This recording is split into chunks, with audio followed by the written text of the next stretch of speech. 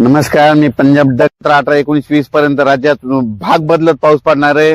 सर्वदूर काही पडणार नाही म्हणून खास करून हा शेतकऱ्यांनी अंदाज लक्षात घ्यायचा. नसता शेतकऱ्याला वाटेल की हे सगळीकडे पडतो काय, सगळीकडे नाही पडणार, काही भाग सोडून देईल. म्हणून ज्यांचा हरभरा पेरायचा असेल, ज्वारी पेरायची असेल, जर तुमची जमिनीतली ओल हडकत असेल तर तुम्ही तुमचं पेरणीचा निर्णय घेऊ शकता, तुम्ही पेरू शकता.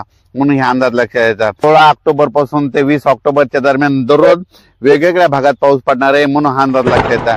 16 ऑक्टोबरला तो पाऊस काय होणार आहे, इकडे यवतमाळ जिल्हा, नांदेड जिल्हा, लातूर जिल्हा, परभणी जिल्हा, हिंगोली जिल्हा, धाराशिव जिल्हा, सोलापूर जिल्हा ह्या पट्ट्यामध्ये सुरुवात होणार आहे.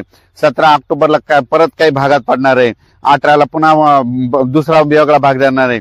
असं करत करत 19, 20, 21, 22 पर्यंत राज्यात विखुरलेला स्वरूपाचा पाऊस पडणार आहे. म्हणून हा अंदाज लक्षात घ्यायचा. खूप काही मोठा पडणार नाही, मुसळधार काही पडणार नाही. म्हणून हा अंदाज लक्षात घ्यायचा. राज्यातल्या सर्व शेतकऱ्याला सांगू इच्छितो की आता पाऊस आता परतीचा आहे. आता हे शेवटचाच पाऊस आहे. आता पाऊस निघून जाणार आहे आणि 2 नोव्हेंबरला मध्ये चांगली थंडी येणार आहे.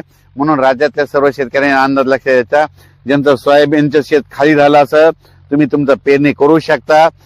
त्याच्यानंतर ज्वारी पेरायची तर ज्वारी पेरू शकतात, हरभरा पेरू शकतात, ओल हडकत असेल तर पेरू शकतात. पेरणीचा निर्णय तुम्ही तुमचा स्वतः घ्या. पेरायचा का नाही ते ठरवा. 20, 21, 22 ऑक्टोबरच्या दरम्यान दररोज वेगवेगळ्या भागात तुरळक ठिकाणी पाऊस पडणार आहे. खूप काही मोठा पडणार नाही. म्हणून हा अंदाज सर्व शेतकऱ्यांनी लक्षात घ्यायचा. परत काय झालं, आता कांद्याचे म्हणजे ते बी टाकणं चालू होतं. कांदेवाल्या शेतकऱ्याला सांगू इच्छितो की आता कांदा टाकण्यासाठी देखील पोषक वातावरण आहे. कारण की झाला आता पाऊस, आता हे शेवटचा आहे. शेवटचा पाऊस सगळीकडे जास्त पडत नसतो, फक्त विखुरलेल्या स्वरूपाचा पडतो. म्हणून हा अंदाज लक्षात घ्यायचा. राज्यात सर्व दूर नाही पाऊस, पण 16 ते ह्या 4-5 दिवस 16 तारखेपासून ते 20-21 ऑक्टोबर पर्यंत दररोज वेगवेगळ्या भागात पडणार आहे. म्हणून तुमचं कांद्याचं रोप टाकायचं तर ते देखील दाखवू शकता. त्याच्यानंतर हरभरा देखील पेरू शकता, ज्वारी देखील पेरू शकता. त्याच्यानंतर शेत देखील दुरुस्त करा. त्याच्यानंतर सोयाबीन देखील तुम्ही काय करा, तुमच्या सुड्या उघड्या असतील तर ते देखील झाकून घ्या. म्हणून हा अंदाज लक्षात घ्यायचा. त्याच्यानंतर राज्यात काय होणार आहे, 2 नोव्हेंबरला थंडी देखील येणार आहे. म्हणून परत ते सांगायलो. म्हणून हे अंदाज लक्षात घ्यायचा. त्याच्यानंतर काय होणार आहे, दिवाळी झाल्याच्या नंतर राज्यात चांगली अशी खूप अशी धुराळे धुके देखील येणार आहे. दिवाळी झाल्याच्या नंतर देखील येणार आहे.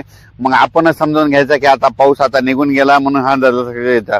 त्याच्यानंतर थंडीची देखील चाहूल लागणार आहे. म्हणून हा अंदाज लक्षात घ्यायचा. आणि तुम्हाला एक सांगू इच्छितो की राज्यात पेरणी करत असताना, हरभरा पेरणी करत असताना, ज्वारी पेरणी करत असताना बियाण्याला काय करा, बुरशीनाशक लावा. कारण की ते पेरल्याच्या नंतर मर देखील लागत नाही. म्हणून हे सगळ्यांनी लक्षात घ्यायचं.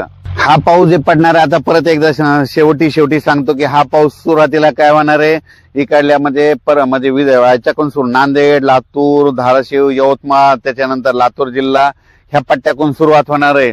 त्याच्यानंतर ते पाऊस काय होणार आहे, पूर्व विदर्भ, पश्चिम विदर्भ, एक दिवस उत्तर महाराष्ट्र, पश्चिम महाराष्ट्र, त्याच्यानंतर असा वेगवेगळ्या भागात पूर्व विदर्भ, पश्चिम विदर्भ, दक्षिण महाराष्ट्र, उत्तर महाराष्ट्र, कोकणपट्टी, खानदेश दररोज वेगवेगळ्या भागात असं मुक्काम करणार आहे. सगळीकडे काही पडणार नाही, काही भाग सोडून देखील दे. म्हणून हा अंदाज लक्षात घ्यायचा. म्हणजे हा सर्व दूरचा पाऊस नाही, कारण की हा जाता जाता पाऊस येत असतो. म्हणून शेवटचा पाऊस आहे. जाता जाता भाग बदलत पाऊस पडणार आहे. सर्वदूर काही पडणार नाही.